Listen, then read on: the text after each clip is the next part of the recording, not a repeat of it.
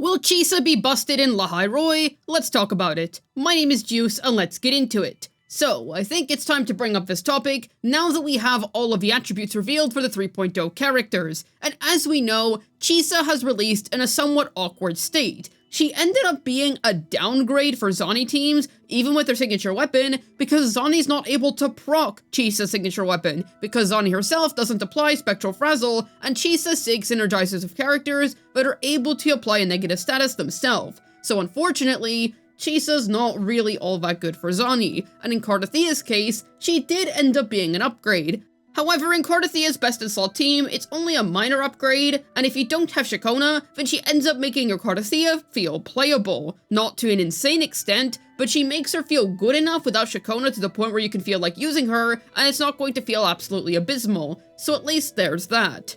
So at this stage, we're all aware of Chisa's pull value and where it currently stands. She is very skippable. Her on-release pull value isn't exactly the highest, and while she can free up other third-slot teammates, she just isn't really worth the investment right now. So that begs the question, is she being released in advance for a future Lahai Roi character? And we do know that Linny and Morny are the characters that are going to be coming up in 3.0.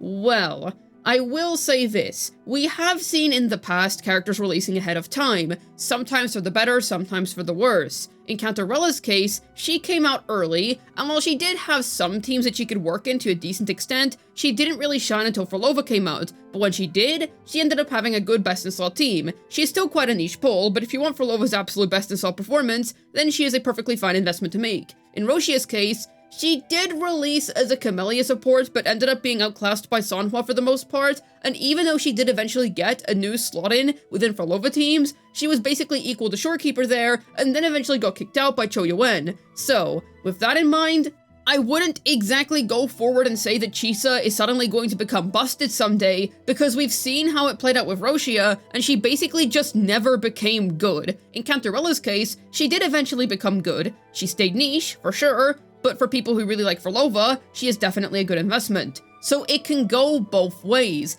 and generally speaking, unless you're Shangli Yao, old characters do gain new teams over time. So, I do think that eventually Chisa is going to get new teams, but we have to ask the question, is Chisa going to be able to escape this awkward situation that she's in, or is she pretty much going to stay stuck as a character that is basically not really going to be worth the pulls unless you just personally really like Chisa?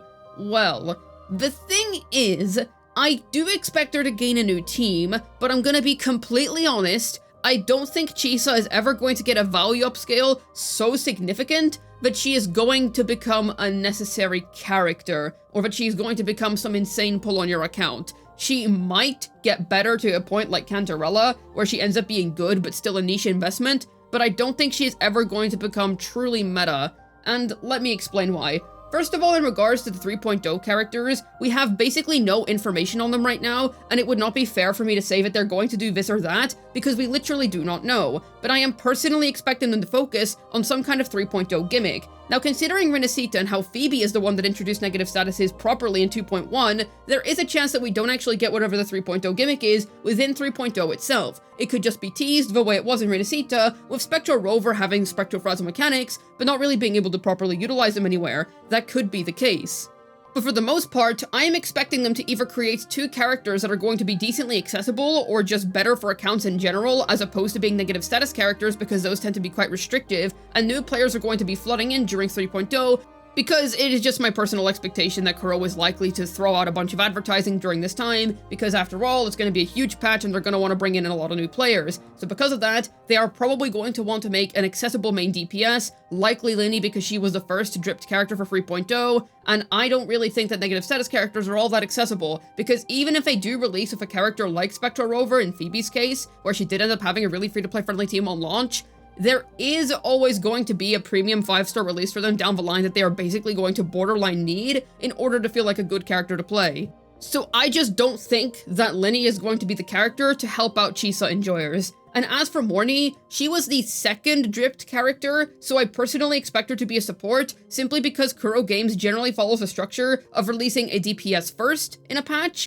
and then releasing the support afterwards. That is generally how they function. So, because of that, I don't necessarily think that Morny is going to do anything for Chisa in particular, because I just don't think that she's going to focus on negative status. I mean, maybe she does. We don't have anything on the fusion negative status yet. That could happen, but I'm personally just not expecting it. Another thing is that right in 3.0, I personally don't expect Kuro Games to want to focus on an old archetype. They are likely going to try and push whatever new one is going to be introduced, if there's going to be a new one in 3.0, and if not, then I just don't think it's going to be getting any attention anytime soon.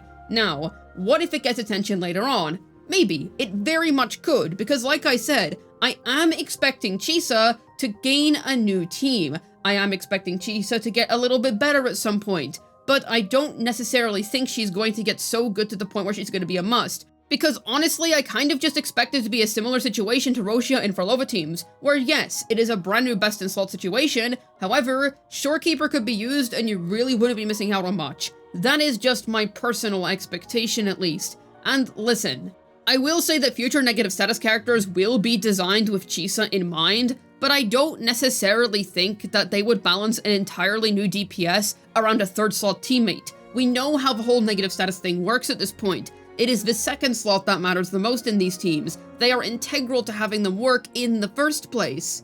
They also just tend to be more valuable pulls than the negative status DPSs themselves. Shakona's just a really good character for basically any arrow DPS or arrow damage dealer. She can even turn Yuno into a DPS, and then Phoebe's able to be a DPS herself. Even if she's not as strong as the currently releasing DPSs, she's still able to be perfectly self-sufficient. Who can use Shakona, by the way? You could literally pull both of the negative status supports, and you would be perfectly fine just using them both in a team, which is pretty funny in my opinion. If there's anything that Chisa guarantees, in my opinion, it's that future negative status DPSs will at least be able to somewhat apply their own negative status, simply because Chisa's signature weapon is just not going to work then. It needs the DPS of that team to be able to apply negative status in order for them to leverage Chisa's signature weapon. Otherwise, they are basically just not going to be able to use it. And it is a shame, because Chisa is a really popular and beloved character, and if you love Chisa, I'm not trying to rain on your parade. Enjoy her if you like her. You're still going to be able to clear with her, and you're still going to be able to use her. She's not some bricked unit that doesn't work in her entirety. She's just not worth the investment. She is not worth the limited pulls, and judging by the fact that Kuro has already made this mistake before with Roshia, we kind of already know how this is going to play out. I do think she'll be in a better situation than Roshia perhaps, but the thing is, if Kuro makes whatever future negative status DPS is going to enjoy using Chisa her absolute best in slot to the point where they are completely reliant on having both her and whoever the second slot teammate is, that is going to dig an even deeper hole for negative statuses, which already don't really have the greatest reputation in this community because they are such an expensive team archetype, and people can obviously see that the DPSs are just so much worse without their second slot teammate. So by making a third slot required as well, that is just going to make these teams borderline just not worth investing in if you didn't get Chisa on her first banner. Because while she would rerun around the time that she would become relevant again, so would the release of whoever the new negative status second slot is, and so would the release of a new negative status DPS, so on and so forth. You get the point. Even if she did rerun, it just wouldn't be convenient at all if she was that needed. So she is basically always going to be kept optional for the sake of balance, and for the sake of keeping negative status teams at least somewhat accessible, considering how they're already quite inherently inaccessible. And as for Chisa herself, I believe the strength that she has, or at least what Kuro wants her strength to be, is the fact that she can work in any negative status team, and she can free up your Shorekeeper. That is basically always going to be one of her pros, and she's always going to be relevant for at least that, and she will have a place in negative status teams. Sure, she is not good for Zani, but for every future negative status character, I expect that she will at least be decent. Definitely not a character that you're gonna need, because I just can't see her value increasing that much. And a big part of why I'm making this video is because I just don't think there is any point in holding on to this hope that Chisa is going to become so super meta in the future. I just don't think it's happening. The conditions just don't really seem to point in that direction. And while I do think she will improve in the future, I don't necessarily think she is ever going to be a crazy must-pull. And if you're content with that, then you can invest in her, and you can expect that she might get more teams in the future, but first of all, I wouldn't pull her right now until she gets her new teams, and I would just wait until she gets her new teams to evaluate whether she's going to be truly worth it or not. But first of all, I don't think 3.0 in particular is going to save her. I will be very surprised if they decided to use negative status teams as a basis for the 3.0 character kits, simply because I just don't know why they would go for such an inaccessible character archetype for a brand new region. That would be really weird in my opinion, to be honest. And another thing is that I don't necessarily think that more negative status characters being added in the future is really going to help Chisa suddenly become this broken behemoth of a character, unless that respective character ended up becoming like the best DPS in the game, and they really required Chisa in order to reach that breakpoint. If that was the case, then fine, it would happen and she would be worth it even if she was niche. But as it currently stands, I just don't think that Lahai Roi is really going to be saving Chisa's meta value. She'll get better for sure, but I don't really think she's going to be broken at any point. Hopefully this video was able to tell you why I don't necessarily think Chisa's going to be busted in Lahai Roi. This has been Juice, signing out, and I suppose only time will tell.